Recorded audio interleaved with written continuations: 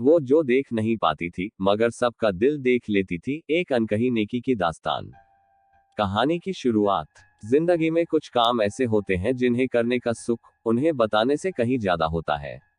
ये वो नेकियां होती हैं जिनका गवाह सिर्फ और सिर्फ ऊपर वाला होता है और हमारी अंतरात्मा।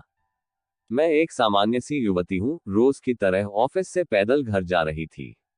रास्ता वही था, बिजली के खंभों से सजा हुआ, धूप में तपता हुआ। अचानक मेरी नजर एक खंभे पर चिपके एक कागज पर पड़ी। न जाने क्यों उस दिन मैं रुक गई। पास जाकर देखा, लिखा था, कृपया पढ़ें। इस रास्ते पर मैंने कल 50 रुपए का नोट गिरा दिया है। मेरी आंखें ठीक से नहीं देख पाती। जिसे भी मिले कृपया इसे इस पते पर पहुंचा दे। ये पढ़ते ही मेरे कदम रुक गए। मुझे नहीं पता क्यों, लेकिन मेरे अंदर उस पते पर जाने की तीव्र इच्छा जागी। मैं मन ही मन सोचने लगी, 50 रुपए के लिए कोई इस तरह मदद मांगता है, शायद हालात बहुत कठिन होंगे। एक बूढ़ी आंखों की पुकार। कागज पर दिया पता याद करके मैं उस गली के आखिरी मकान तक पहुंची। वहां पहुंचते ही मैंने दरवाजे पर धीरे से आवाज दी।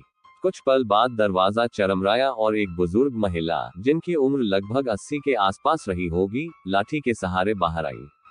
उनकी आंखों में एक अजीब सी धुंध थी और चेहरा झुर्रियों से भरा पर बेहद सौम्य।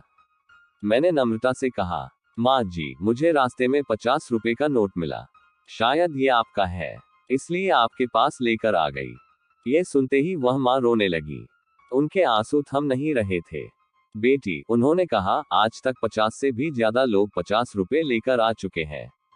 सब यही कहते हैं कि उन्हें वो नोट मिला है। मैं अनपढ़ हूँ, मुझे ठीक से दिखाई नहीं देता। नहीं जानती वो नोट वाला कागज किसने लगाया, लेकिन किसी ने मेरी हालत देखकर ये तरीका सोचा होगा मेरी मदद करने का। उनकी बात सुनकर मैं भीतर से हिल गई। माँ ने बहुत कहने पर पैसे रख तो लिए, लेकिन उन्होंने मुझसे एक बात कही, बेटा, जाते जाते वो कागज फाड़ देना। वो मैंने नहीं लगाया है, किसी ने दया में लगा दिया होगा। अब और लोगों की मेहनत की कमाई नहीं चाहिए। मैंने सिर हिलाया और वहां से चल दी, लेकिन रास्ते भर वही सोचती रही, क्या बाकी 50 लोगों से भी माँ ने यही कहा होगा? और क्या किसी ने भी उस कागज को नहीं फाड़ा? एक छोटी सी नेकी, एक बड़ा सबक। हम जिंदगी में न जाने कितनी बार सोचते हैं कि दूसरों की मदद कैसे करें, पर कई बार मदद का तरीका जरूरी होता है और उसका मकसद उससे भी ज्यादा पवित्र। उस अनजान इंसान ने इस बूढ़ी माँ की मदद के लिए जो तरीका अपनाया, उसने मेरे दिल को अंदर तक छू लिया। कई लोग पैसा दे गए, बिना सवाल किए। क्यों? क्योंकि उस कागज पर लिखा दर्द दिखा और उन्होंने अपने दिल की आवाज सुनी। किसी ने अपनी पहचान नहीं बताई, किसी ने कोई एहसान नहीं जताया। बस एक छोटी सी नेकी कर गए, जिसकी गवाही न माँ ने दी, न उन लोगों ने, सिर्फ ऊपर वाले ने। जीवन की सच्चाई, अंतरात्मा और ईश्वर। जिंदगी में हम क्या सही कर रहे हैं, क्या गलत, इसका सबसे सच्चा हिसाब केवल दो ही जानते हैं, ईश्वर और हमारी अंतरात्मा। बाकी सब दिखावा है। उस माँ ने जिन शब्दों में विनती की थी, उनमें खुददारी थी, विनम्रता थी और आत्मसम्मान भी। उन्होंने कभी किसी से मांग नहीं की, पर उनके हालात ने दूसरों को उनका मददगार बना दिया। कहानी यही खत्म नहीं होती। मैंने उस कागज को फाड़ा नहीं, मेरी आत्मा ने मुझे रोका। शायद ये कागज किसी और को भी उस माँ तक ले जाए, और फिर कोई और व्यक्ति अपनी नेकी का एहसास लेकर लौटे।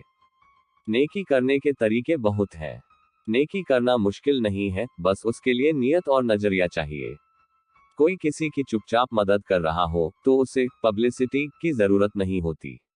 ईश्वर उसका साक्षी होता है। एक वक्त ऐसा आता है जब हम भी सोचते हैं कि कोई हमारी मदद करे, बिना शोर मचाए, बिना हमारे कहे। और यही सोच हमें उस नेकी की ओर ले जाती है, जो गुमनाम होती है पर असरदार। दूसरों की तकलीफ को समझना ही इंसानियत है।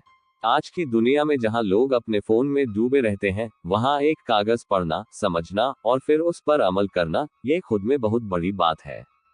शायद वही इंसानियत है जो अभी जिंदा है, भले ही थोड़ा सा ही सही। अंतिम विचार। हर कोई अपनी जिंदगी की लड़ाई लड़ रहा है। कुछ लोग जाहिर करते हैं, कुछ लोग चुपचाप सहते हैं। पर अगर हम थोड़ा भी संवेदनशील हों, तो दूसरों के दर्द को समझ सकते हैं, बिना पूछे।